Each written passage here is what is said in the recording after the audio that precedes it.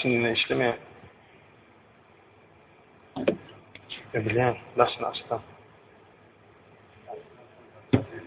Hadi. Yok, ikisi bile bile işlemiyor. Şunla. Orta parlar atıyor da şundan ne? Ha. Esselamu aleykum.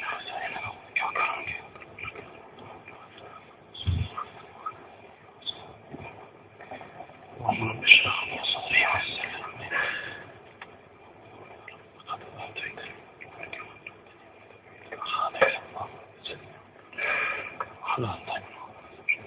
صالحا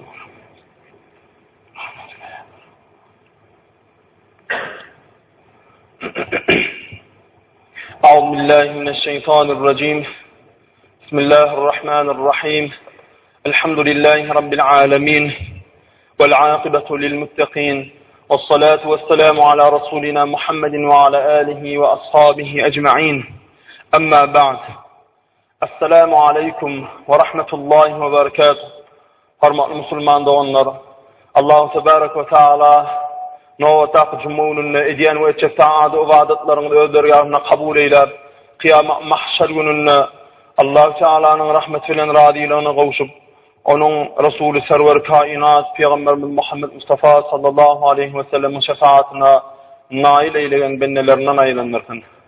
Ve mübarek gününe dua edýär, bütün halkymyzy, ilimizi, günümüzi, watanymyzy Allah Teala bela beterlerden öz aman saklap, il yurdumuz üçin, il günümüz üçin, gelecek neslimiz üçin hayırlı işler alyp barýan hormatly prezidentimizin hem jansagy başydyk bolup il behri yurda mel tutýan tutumly işler rowaj alsyn we safarlarda hatarsyz bolup sagaman halkymyza, watanymyza gaýdyp gelmekligini Allah tebarek ve taala nasip eylesin. Hormatly musulman doganlar, Allah tebarek ve taala Kur'an-ı Kerim'de biz musulmanlara "A'udhu billahi mineşşeytanirracim. En-nebiyyu awla bil mu'minina min anfusihim ve ezwajuhu ummahatuhum." Yani Muhammed Peygamber sallallahu aleyhi ve sellem müminlere öz canlarından süýjüdür, edizdir, gowdur ve Muhammed Peygamber aleyhissalatu vesselam'ın ayalları da musulmanların eneleridir diýär. Allah Teala'nın aýtmagyna göre biz musulmanlar Peygamber aleyhissalatu vesselam'ı öz canymyzdan hem ediz görmeli, söýmeli, onun ayallarına öz ejelerimiz, enelerimiz hafap etmeli, çağalarını, doğanlarımız hafap etmeli. Çünkü Peygamber aleyhissalatu vesselam biz üçin cany jiger boldy.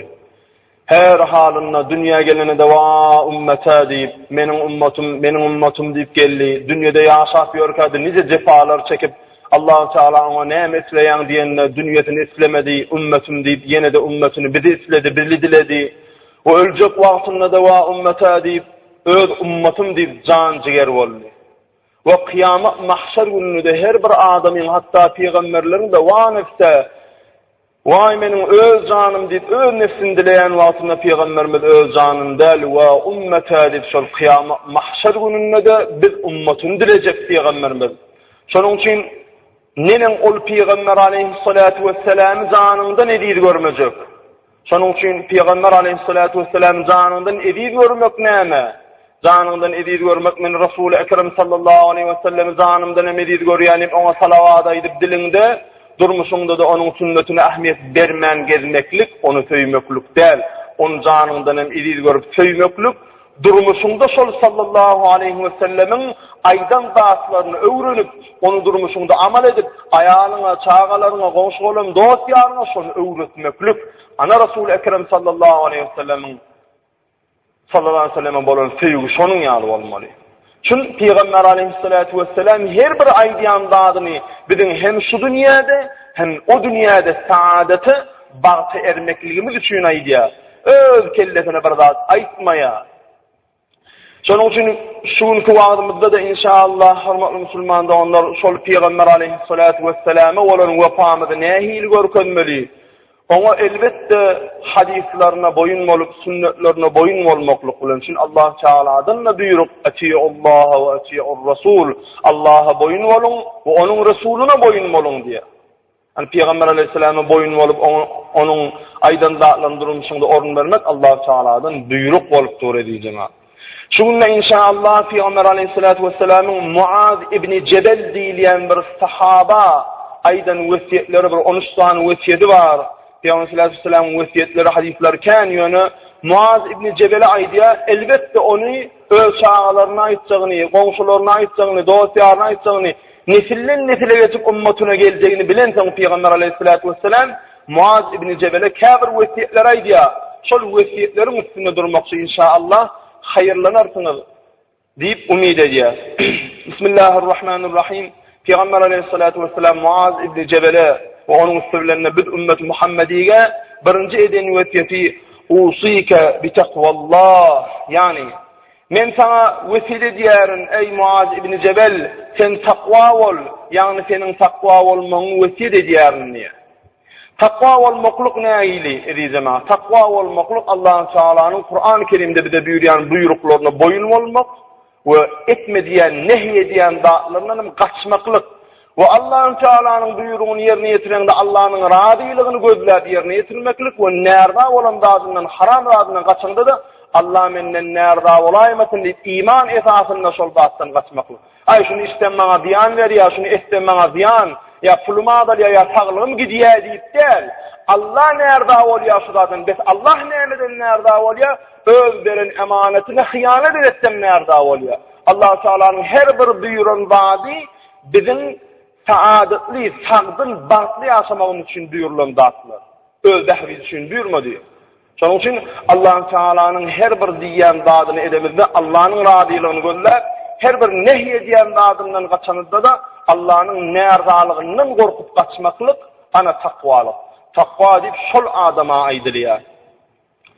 Ve Peygamber Aleyhissalatu vesselam da hadis-i şeriflerine aydıyor. İttekillâhe fî usrike ve yusrike. Yani sen garip vaktinde da takva ol, bay vaktinde da takva ol. Sağdın vaktinde da takva olmalı. Meriz vaktinde da takva. Her bir halı Allah'tan korkmalı demek şol takva olmak. Peygamber Aleyhissalatu vesselam ikinci eden vesiyeti ediği cemaat sıdkal hadis. Yani senin gepin doğru olsun diye. Peygamber Aleyhissalatu vesselam bu vesiyetinde doğruçulluk, yani yalan sözden kaça durmakluk vardı. El-kezzâbu la ümmeta, yani kezzâb benim ümmetimden değerler diye. Kur'an-ı Kerim'de Allah-u Teala neme diye yalan söz vardı. İnnemâ yefteril kezibellezîne lâ yu'minûne bi âyâtillâhi. Yalan sözleyen, yalan beceriyen adamlar Allah'ın ayetlerine imanı yok adamlardır diye. Yani yalan gep diýilýän dadı özüne yar tutýan adamlar, yalan geplemen, hiç saça bilmen, bilip de elbet niyet bilen yalan söyleyen adam Allah Teala'nın ayetlerine diyen Allah Teala'nın hiçbir dadını ananyan derleri. Eğer anansa da onun ilgilenýän dadını etmezdi diye. Bir gün Peygamber Aleyhissalatu vesselam'ın yanına bir fasık adam gelip Müslümanım değer ödü üstüsünü de hem arak içmekten, hem zina etmekten, hem oğurluk etmekten kayıtmayan bir gelip ya Resulallah diye men niye Müslüman olacak diye. Yani men niye bir 4 sanatlı kaçı enliden haysiyetim var diye. Şu 4 sanatlı enliden haysiyetim 4'ünün taşlı deysen diye men Müslüman olamdan sonra diye başaramaymasam şonala dediyen niye. Müslüman olacak, Müslüman bolasın öyle yani şu 4 sanatlı enliyi birden taşlap bilmerin deyip aladı diyen. Sen şu 4 tane elbet haram hareketim aydayın, şunun ayeti orada bir yerini taşla diye de yuvaş taşlayın diye. Peygamber sallallahu aleyhi ve sellem bolya diye. Nemen elini geçsin diye ol. Men niye Müslüman değil vaktimde diye Müslüman bolya ay diye. Arak içmekliği diye kaçı uğraşıptır. Ne belli vakitlarda men arak içmesem, yani haber içmesem, keyif etmesem bolanak diye. Ve belli öz haramlığı diyen adamlar Resulullah muhasirlerine zina etmesem olmamak diye. Şonun yalısına uğraşıp durun diye. Biram diye, kavadı gelse diye, kovşağırak burada olsa oğurluktan elim kaydanak diye. Oğurluğu da şeyle enli edip durun diye. Burada adım olmadı kadana enli yemek, birinin kadanan dağını gidip oğurlanımı oğur yani. Şeyle enli edip durun diye. O burada diye yalan sözlemeyi hiç saatçı göremek mi diye. Şimdi şu 4 vaadi diye men birden taşlamakta Müslüman olduğuna bu da edilmeyenini bileyen, bana kıyım olur diyenine Haydi oldu bir yerini taşlayayım, bir-birden taşlayayım, yine Peygamberimiz bolýa diye. Sen musulman bolluň, sen şol 4 adamın içinden yalan yet taşla diye. Hiç yalan yetleme diye. Doğru olacağını ahd et diye. Sözüne gaim adam eken Peygamber sallallahu aleyhi ve sellem yani hiç yalan getlemeyeceğine söz verdi diye o musulmanın devam ediyor. Gün geliye arak içmeli oluyor. Arabanın avaz geliyen keyif etmeli. Peygamber aleyhisselam'ın dine yalan söylemeliği söz verdi. Arak içecek olduğu fikrine getiriyor. Eğer ben şu arak içsem diye Peygamber aleyhisselam'ın gavas gelse diye menden ey falani sen musulman olun falan vaqta şu musulman olunun bäri tevir arak içtin mi deyip soradı diye men yok deyip ağlasana diye yalan söyledim oraya men yalan söylemeyeceğime söz verdim diye. Yok istemem diye ona sen musulmançılığın içindeki hemme şeriatının şertlerini bilip musulman olun deyip menye gamçı çalarlar diye meni eziyet ederler diye. Men musulmançılığın hemme şertlerini boyun olup musulman olma değil. Çünkü men gamçılanıp çalınıp diye maskara olup öğrendi. Gelmenin oldu arak içmeyin ne diye arağını taşlaya.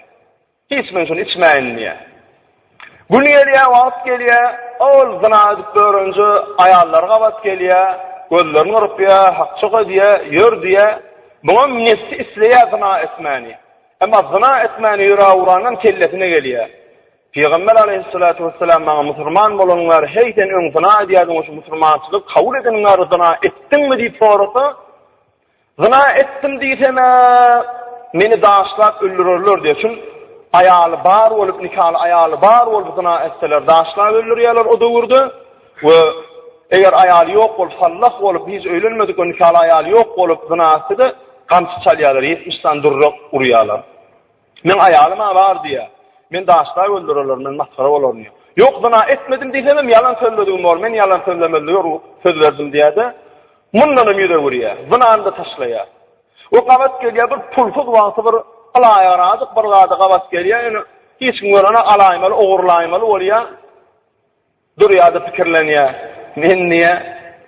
Peygamber aleyhisselam'ın yanına yalan söylemeyeceğime söz verdim diye. Bunu oğurlap Peygamberime sen musulman olunları oğurluk ettin mi deyse menem yok deyse men yalan söyledim mi? Onun sözünde tapılmadım var men sözünde tapılacak diye. Yok oğurluğu edip oğurluk ettin mi deyse de doğruyum aydıp hava men oğurluk ettim musulman olunlar deyse de elim keserler diye. Elim kesilip bolup gedenimden men şu oğurluğu taşlanım ol diye de yalan sözlemeyecek olup 3 haram işen taşlaya. Ne cemaat? Diye de bu adam hakiki, kamil bir mükemmel musulman adam olup yetişiyor. Şonun yani bir de yalan sözden saklanayılın ediyor cemaat. Peygamberimizin vesiyeti el-kezzabu leyse minni yalancı bizden değerler yani musulman değerler dediği de adayı saklasın. Ve başka bir hadis-i şerifin ayda Peygamber aleyhissalatu vesselam kulil hakka ve in kana murran yani eğer acı hem olsa hakikat aydın diye. Başka bir hadisinde ne diye? Şu hakikat azım olsa hakikat aytman saklanan adam lal şeytana min ver diye. Çünkü hakikat yerine aytmalı, yanlış yerine aytmalı. Hiç yalan söz değil yanda Müslüman adamda bolmalı öyle diye cemaat. Peygamber aleyhissalatu vesselam üçüncü vesiye dediği cemaat vel vefa bil ahdi yani ahdinde vefalı olmak. Eğer birine bir daha söz versen, ahd etsen şol ahdinde tapılacak olmalı. Allah Tebaraka ve Teala Kur'an-ı Kerim'de aydiye Euzubillahimineşşeytanirracim ve awfu bil ahdi innel ahde kana mes'ula. Siz ahdinize vefa edin, ahdinizi öden, siz eden ahdinizden sorulacaktırsınız diye. Siz ahdinizde vaada veren dadınızda, söz veren dadınızda doğurdurun. Kıyamet gününde men sizin ahd yerine getirmedik dadından sonra geçecektirin ya. Ve Peygamber aleyhissalatu vesselam de hadis-i şeriflerine aydiye el-mu'minu inde ahdihi ve şartihi. Mu'min adam eden ahdinin yanına berk dursun diye. Çünkü Müslüman adam ola başarmazak söz der mi? Kâber adamlarda bir hasiyet oluyor. Bir meseleni tartışıp duran boldan şunu etmeli deyip duran boldan öz-özünden geledi ne edecek oyan falan edecek oyan. Boldan ala dedi oturup men edeyim ya dedi öz-özünden yağdayı ba edibem biliye. Yüreğinden etecektir şu adı belki. Yani son vakti bolup şunu etecek mi etmeyeceğine anırtını verdiğine teritmen bol ya diye edenim söz veriye ne söz galiya otaydı, ne iş bitiya otaydı. Gittin ne oldu? O başlan oyun eşetti diyere, ona mevrenittirler kâvirleri. Ol burada boyun aldın mı? Şu boyun anlamı men şu dadı. Birden şu boyun alan dadım ismen öleytem kıyamatan Allah Teala ayette aydı otuyor. Ve awfu bil ahdi innel ahde kana mes'ula. Siz ahdinize vefa edin, ahdinizi öden, siz eden ahdinizden sorulacaktırsınız. Kıyamet gününden Allah Teala sen plana söz veriptin. Şu sözümde tapırlığın mı diyeceğim, nene diyerini sonunun korkmalı diyeceğim abi. O boyun allı, o leşekte yüküm yok, yıkıldığa varım yok, tıklamanın boyun almak ihtiyar gezip görünür, kendinin içimizde. 5 vakit namazla mıkaya cuma da geliyorsun yaradımlar. Onun için burada söz verdiğiniz mi, sözünüzde duracak olun. Yok sözünüzde durup bilecekken, ön boyun almayın suda diye. Peygamber aleyhissalatu vesselam 4. ediyen vesiyeti ediyi cemaat ve edâ'el emanati. Siz amanatı eda edin, yerine getirin diye. Yani amanat diyen bir adamın sen anamdar görüp sana bir amanat koyya, bir pul koyya mı, ya bir ulog koyya mı, ya bir harit koyya mı, sen amanatdar görüp koyya. Ve hukman zatta amanatdar olmak değil. Bir ananıp sırnay diye sana. Hiç kime aytma var deyip sırnay diye. Senem o aliyadanım sırını bor bolya yerden sen çıkmadı, menden sen çıkmadı, boyun alıp ona gidiyaramın başka bir plan tüpleken plandan aytı olun şeyleken. Senin hiç kim aydayna var. Olamaydı plan ayıp durur. Hiç kim aydayna var. Olamaydı var. Kulu dile yarattı diye. Dostun dostu var diye çıktı. Onun için burada söz azdın mı? Şu adamın özü sonrası aytma sonu. Men söz verdim hiç kim aytacak gelip. Öz man aydan dadı, özün aydaydı. Özünü de aytma şu aydan dadı. Yadından çıkar. Sarı yerine, sarının içinde ayıp var. Ayıbına dua et. Sarının içinde artmaslığı var. Artmaslığının ziyatlığına dua et. Yönü sarını aytma. Şu da amanat. Şunu da hıyanet etmeliler. Ve hele de zat koysalar 100 yıl yaşaydın. Ölmedik oldum şu da adına amanatlar ol saklamalı. Şunun için amanata hıyanet etmeliler. Amanatlar olacak olmalı diyeceğim abi. Peygamber aleyhissalatu vesselam kan hadisler aydıptır bu arada. Ama Allah Teala da Kur'an-ı Kerim'de inna Allah ya'murukum en tu'addul emanati ila ehliha. Allah Teala amanatı öz iyetine tavsırmanlığı buyuruk ediyor diye. Yani amanat deyilende sana ananılıp koyulur mu? Şol amanatı hiç gelir ziyan yetirmeyecek, bolşu alacak iyetine kavuşturmakluk Allah Teala'dan buyuruk edeceğim. Peygamber aleyhissalatu vesselam 5. vesiyet ediyen daha edeceğim. Terkel hıyaneti, yani hıyaneti terk edin. Hıyanet yani amanada hıyanet etmeyi diyeceğim. Eğer bir amanat sana söz verse, senin amanadını saklaman sözünü faş ettiyen mi? Ya da burada koysa senin amanadını hıyanet ediyen, şunu yani hıyanet değil yani da neden oldun? Şunu hıyanet taşlan diye diyeceğim. 6. Peygamber aleyhissalatu vesselam vesiyet edeceğim. Rahmetul yetimi, yani yetim adama rahmedin. Yetim deyip kime aydılıyor? Ecesi yoğu, ya kakası yoğu, ya da ecesem kakası yoğu, hoşsarsız adama yetim deyiliyor. Ve Peygamber aleyhissalatu vesselam da durmuşunda yetim olun. Dünya inmeke kakası dünyadan aytti. O dünya inen son yan bir bala çağızıqa 6-7 yaşında enenin mehrinden doymadık vakti eneden yetim aldı. Resul-i Ekrem sallallahu aleyhi ve sellem de ömrüne hemişe yetimlere rahmet edip yetimler bilen bile olup geldi. Şunun için siz de Peygamber aleyhissalatu vesselam'ın ruhunu anlatmacak olduğunuz yetimi hiç edet etmeyen için Peygamber aleyhissalatu vesselam aydı ya hadis-i şerifinde İza buribel yetimu ihtezze arşur rahmanu. Yetimi urup avundurulsa şunun ağısını Allah Teala'nın arşı titrer diye. Türkmen'de bir söz vardır, yetimin hakkı belanın oku diyor.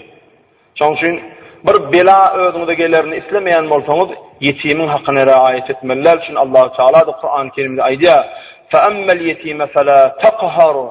Siz yetime adar vermeyin, olarak kaharlanmayın diye.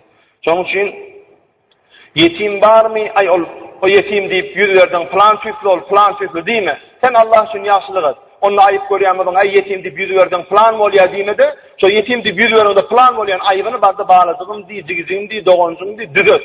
Yani onu ıncıtma. Çünkü yetimi ıncıtsan Resul-i Ekrem sallallahu aleyhi ve selleme ıncıttığın olur. Peygamber Aleyhisselatü Vesselam'ın 7. ediyen vefiyet ediği cemaat linel kelam diye. Yani madam getiniz yumuşak olsun diye. Yumuşak getili olmak. İtiyalak, anırıp, çalavarat oldu, gargınıp, Hudayından tapdayıp, birbirlerine oğuzca bir yumuşak sözüyle düşünüşüp bolyaka, ulu sesin ulan ağla edip işin bitse bitmede gıygırıp, itiyalı olmalılar, yumuşak sözlü olmaklığı Peygamberimiz vefiyet ediyor. Çünkü yumuşak sözlülükte ullukan fadilatlar var. Peygamber Aleyhisselatü Vesselam özü yumuşak sözlü olan. Yumuşak sözlü olan adamın sogağını yazayan perişteler sogağını yazanlar suyu. Resul-i Ekrem sallallahu aleyhi ve sellem'in yanına yağılıp özlerini bir arkayın duyup sogağıp yazarlar diye. Ama şu itiyalak, yumuşak sözlü değil, kat sözlü adamlar sogağını işetse de şu adamın sogağını yazanlar perişteler bir arkayın yazmaz diye. Buradan qaharlanaymadın, buradan qatı sözü yaymadın. Çünkü yumuşak sözlü olmalı. Peygamber Aleyhisselatü Vesselam'ın sahabalarından İbn Mes'ud diyen bir sahabaların içinde şahaneti. Bunun sahabalarıyla üyüsü otuyor kalar, Peygamberimiz bir soru veriyor. Eri cemaat yumuşak sözlü olmaklık için pestel olmaklık gerek. Pestel olmadığı adam kalbına ulumsuluk zerre yazacak olan adam hiç açanım yumuşak olup bilmeyen. Bir gün Peygamber Aleyhisselatü Vesselam sahabalarıyla otururken içinizden niye kalbinde zerre yazacak tekebbirliği bulmadığı adam var olsa elini alırsın diye. Bir uçkun yazacak, bir küçücük bir todunun bir todgucuğu yazacak bir diye. Şunun yazacak az miktarda tekebbirliği, ulumsuluğu bulmadığı adam elini alırsın diye. Sahabaların hiçbir elini kaldırmaya, tek İbn Mes'ud radıyallahu anh elini alır diye. Neyem için eylekiler elini aldırmaya? Önü pesbeldir oydu diye. Bolun pesbelli ve mallarayacak ya Allah yok. Çün olur biliyediler Allah-u Tebarek ve Teala Peygamber Aleyhisselatü Vesselam'a neymi? Her bir adamın içini okumaklığı, içini bilmekliği, yüreğini bilmekliği derdi. Bakşetti şunu. Ol içinde zerre yazda tekebbirlik var olubum yok deyse, onda var mı yok mu yalan söyleyen bilecek de. Çünkü İbn Mes'ud radıyallahu anh özünden şeyle arkayınken elini arkayına aldırıptır. Çünkü kalbini zerre yazacağım tekebbirlik yoktu diye. Sonun için ol yumuşak, mülakatlı bir mülayim bir sahabadı diye. Sonra da Peygamber Aleyhisselatü Vesselam yankın şehrin daşını ekitti diye, daşını çıdığı otur deyip bir yerde koydu da diye, Müslümanları şeyle sadarlığına buytanıp, cınları Müslüman etmekliğe davet etmeni etti diye Peygamber Aleyhisselatü Vesselam. Gül geçer İbn Mes'ud radıyallahu anh, Beytullah'a varıp, pesperliği önünde tutuyan İbn Mes'ud radıyallahu anh, Beytullah'ın daşında 7 kere tavaf edip haz edeninden Beytullah'ı yüzlenip şu sözler diye, ey Beytullah, sana Müslümanlar gelip tavaf ediyor. Sen Müslümanın önüne şeyle avrayın hormatun ulu. Yöne billiye. Bir Müslümanın diye, bir Müslüman adamın göğnünü yıkanımdan kaç söz deyip diye. Gelip seni 70 kere gıyran edenime muğdur diyor. Bu deydiği Beytullah'a hormatsızlık değil. Bir Müslüman adamın göğnünü yıkmaklık. Ona ayıp etmeklik. Beytullah var 70 gerekten imkan yıksan neyme günahı var olsa ne oldu bile şonça günahı vardır dedi. Yerin yüzünün tavaf edilen yer Beytullah olsa, arşın tavaf edilen olsa Allah-u Teala'nın kürsüsü olsa, insaniyetin bedeninin, vücudunun tavaf edilen Kabe'si Beytullah'a da kalbidir. Çünkü o tayda iman yerleşiyor. Allah'a olan duygusu yerleşiyor diye zaman. Onun için hemişe yumuşak sözlü olmalı, katı sözlük öz Müslüman da onun daima. 8. Peygamber Aleyhisselatü Vesselam'ın vesiyet eden dadı ediği cemaat hifzul cari, yani komşuçuluğu saklan diye. Komşuçuluğu saklan diye, komşuçuluğu ağzı birlikte saklan diye. Allah-u Teala Kur'an-ı Kerim'de aydiya vel cadiril kulbe vel caril cunubi. Yani yakın komşuyunu da daş komşuyunu da yaxşılık edin. Komşuçuluğu saklan deyip Allah-u Teala Kur'an-ı Kerim'de buyruk veriyor. Ve öyle hadis-i şerifinde Peygamber sallallahu aleyhi ve sellem aydiya and dedi aydiya vallahi la yu'minu vallahu la yu'minu vallahi la yu'minu allazi la ya'manu jaruhu min vebaiqihi diye. Yani Allah Teala'nın adından and içiyeni 3 kere and içiye komşusuna hediyet veren adamın mümin değerliğine men Allah'ın adından and içiyeni diye.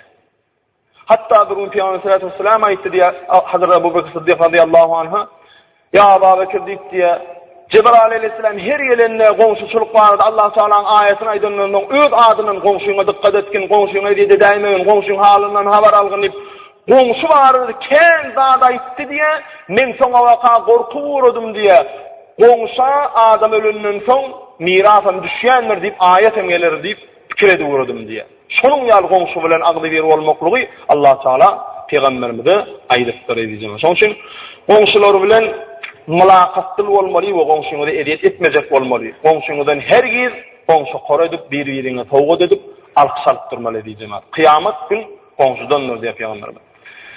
Hazreti İmam Azam Kufa rahmetullahi aleyh ol-Luqman min sabit mezhep başymyz alimlaryň çyrasy, öwliýalaryň çyrasy Imam Azam hazretleri bir cühüt komşusu var eken edi cemaat. Ol cühüt komşusunun jaýy depelikde ýaşan soňlar Imam Azam hazretleriň jaýyndan ýokarrakda ýerleşýän eken. We eger ol komşusy gidip nejasat etse, ýani hajatkana gidip ihtiýagyny giderse, täret etse, onuň nejasaty Hazreti Imam Azam Kufa rahmetullahi aleyh öýüne düşýän eken. Hazreti Imam Azam da hiç da diýmeýän eken muňa. Bir gün görýär cühüt näçe ýyl geçenden soň görse, bir hajatkanadan çykandan soň görse, Imam Azam hazretleri nejasat aýyrýar diýär. Teresi nejasat aýyrýan ýermiň tuwalýatynyň häzirki dilimizde hajatkanasynyň aşagynda eken. Ýa-da bar ýa-da billi diye şu Hazreti İmam Azam'a şoň nejasat, öz nejasatyny düşýänini, bulam nejasat ekidi başga ýerde başynyň ýanlygyny gördü diye eline pil alyp. Ya Imam Azam diye bu eziyeti sen menden näçe wagt ber görýän diýip aýtdy diye. Komşu diye men şu eziyetini diye 20 ýyl ýana şu günniye. 20 ýyl berdi men sana wagt demek de men sana hiç näýileligim ýok diye. 20 ýyllap şoň bokly nejasatyny çykaryp ýörüpdir. Men öýmeseň nejasatyň gelýär diýmän. Şonda ol cühüt ey Imam Azam diye men niye batyl dini uýup ýören ekenim diye. Bizim dinimiz onun ýaly ahlaky uğradan aklar diye. Senin dinin şunun ýaly ahlaklylygy uğradan bolsa, senin dinin hakyky din ekenini musulman bolu diye. Näme bilen häzir kugunda da bilmän ýalňyş agada da fuňda çykalyp aşağı taşyşyn bagyny ýatyrýarlar göni.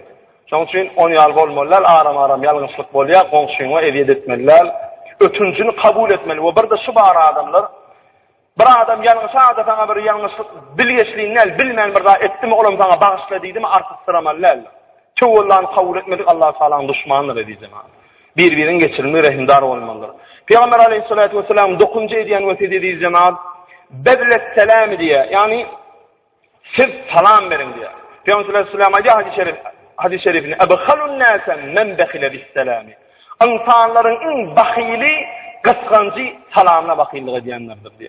Şoň üçin hemişe salamy biram bermek sünnetdir, almak wajypdyr. Berilen salam boş goýmaklyk günäkärçilikdir diýjek. Salam bermän ulumsul etmeklik ol elbetligi görünüp dur. Ýöne salamy kim birinji berdi, şolam sogamy alýanlar. Şu Peygamber aleyhisselam şu kim birinji salam berdi, sogamy şol alýanlar diýen hadisine ýerjek bolsa sahabeler hemişe Peygamberimiz görünni birinji salam berjek bolýar diýen hiç başaranatdy. Peygamberimiz birinji berip ýetişýärdi diýe. Şoň üçin assalamu alaykum diýip salam bersen 10 sogap alýan diýjek. Eger assalamu alaykum we rahmetullah diýip salam bersen 20 sogap. Assalamu alaykum we rahmetullahi we berekatuh. Allah'ın salamı, rahmeti ve bereketi bilen bolsun diýen 30 sogap diýe. Ýöne salamyň şeýlede bir edep bar diýen, bir sana assalamu alaykum diýsen jogap berende we alaykum assalam we rahmetullah diýip bir da goşmaly. Eger adam assalamu alaykum we rahmetullah diýsen, oňa ýene bir da goşmaly we alaykum assalam we rahmetullahi we berekatuh diýmeli. Eger adam assalamu alaykum we rahmetullahi we berekatuh diýse, onda sen oňa doğru cevap ver. Ve aleykümselam ve rahmetullahi ve berekatuh deyip şonu sana uğradan Resul-i Ekrem sallallahu aleyhi ve selleme salavat getirmeli diyeceğim. Yine salamlı olan Peygamberimizin vesiyeti. Peygamber sallallahu aleyhi ve sellem 10. vesiyeti diyeceğim. Husnel ameli. Yani amalınızı boğucu edin diye. Yani namaz okağında rükûlarına, secdelerine dikkat etmek, Kur'an okağında onun tecvid kağıda bilen okuyacak olmak. Her bir togavi iş edende, amalı hayır edende, şol işin has togaply, has dogry we dürüst bolmaklygyna dikkat etmekligi Peygamberimiz buyurupdy diýjek. Peygamber sallallahu aleyhi ve sellem 11-nji buyuranda di qasral amali, yani Umidinizi ulu tutmaň diye. Bu diýdigi aymenine 100 ýaşar, 90 ýaşar, aymen 10 eder, 10 eder edýän işinde has ulukun tutma. Allah nesip etse eder. Allah haýsyn nesip eder, adam nesip etse de, köpün nesip etse, haýyrsyn nesip etsin. Pestel umidini, tutumuny kiçiden tutmaly. Eger tutumuny kiçiden tutsaň, Allah oň bereketini ululýandyr. Ve Peygamber aleyhissalatu vesselam hadis-i şerifinde aýdýar: "Yeşibu ibnu Adami yeşibbu fihi khislatanil khirsu ve tulul amali." Adam oğlu qarrar, hemme badi, yani dişi, bilinläki diýdiňä kuwwaty, oşuňa meň bestatları gider. Şol wagtda ol adamda iki tan zat ýaşaýanlar diýipdir. Biri harflyk, harf dünýälik. Eýleki biri de dünya zırmaklığı harf dünýälik yani. Tuli emelliye. Yani uzun arzuwlar. Şoň üçin boş arzuwlar edip onu meden diýip edebilmejek, başarmajak zadyň arzu etmen, başarjak zadyň arzu edip şoň ýerine ylgasan Allah Taala netip edýändir. Peygamber aleyhissalatu vesselam'ın cemaat 12-nji edýän bir de wesiýeti lüzumel imani, yani imanını hemişe yüreğinizde saklaň diye. Bu diýdigi imanını haram zatları bilen kirletmeň, imanını kirledýän yalan sözmi, görüpçülükmi, ýa-da şoňa meňe erbet zatlar baýly zynamy, arakmy, çilimmi, nasmy, ýene aýtalaýan çilimmi, nasmy, şunýal imanyň körüldýän zatlardan daşda durmaly. Allah tebaraka taala Kur'an-ı Kerim'de aýdýar: "Ya eyyuhellezine amenu aminu." Ey iman eden adamlar, imanınızı berk saklan, näkem saklan. Bu diýdigi imanını ziyan edýän, ne iman, bir iman edip gören adamlaryň hereketiniz imanını daýylama. İmanlı bolluňmy? İman eden Allah'ın buyruklarına boyun bol, iman eden berhak bilen peýgamberin sünnetlerini eýer diýdigi. Peygamber aleyhissalatu vesselam'ın 13-nji buyuran wesiýet ediği cemaat "Ottafaqqa fil Kur'ani", yani Kur'an-ı Kerim'i öwrenin ve şonuň emirlerine boyun bolun diýipdir. Kur'an-ı Kerim'i hemişe peýgamberiň wesiýeti özüňizde ýar tutmaly ve bir zat meseleyi de çykdymy barmaly alim adamlarına, şu alimlerimize, ahunlarymyza, imamlarymyza barmaly. Allah Taala'nın Kur'an-ı Kerim'inde şol iş nähilip şol işden Kur'an-ı Kerim'den göz başalmaly. Hadis-i şerifden, alimlerimizin, mujtehidlerimizin icmaatından, kıyasından ilham almaly, şoňa görä durmuşymyzda amal etmeli. Peygamber aleyhissalatu vesselam aýdypdyr: "Eger kimde kim öz bala çağatyny Kur'an-ı Kerim öwretse, ol öwrenen Kur'an-ı Kerim öwrenen çağda Kur'any hemişe ýatda saklap, oňa amal edip geçse, bilinki şeýle çağany ýetişdiren adamyň kıyamet mahşer gününde başyna şeýle bir täç geydirer Allah Teala. Ol täç şul 5 gün ýalan şu dünýädäki bizi ýagsylandyryp duran günüň şöhretinden güýçli şöhretlenjekdir. Şoň üçin özümüz Kur'any öwreneliň, çağızlarymda Kur'any öwreneliň we durmuşda oňa amal etmekli öwreneliň. Ve inşallah şu zatları yerine getirip getse kıyamet mahşerinde Allah Teala'nın rahmetine duçar olmaklık hemmemize netip eder deyip umidimiz var. Çünkü Allah Teala la taqnatu min rahmetillah, menin rahmetimden ne umid olmaň diye. Allah Teala'nın rahmeti ve onun Resul-i Ekrem sallallahu aleyhi ve sellem'in şefaati her birimize ve her ki tanıyan tanımayan ümmet Muhammed'imize nesip etsin. Ve ahiru davana enilhamdülillahi rabbil alamin. Ve sallallahu teala ala khayr halqihi Muhammed ve ala alihi ve ashabihi ecma'in. Birahmetike ya Rabbi. Allahu ekber. Cümlemize.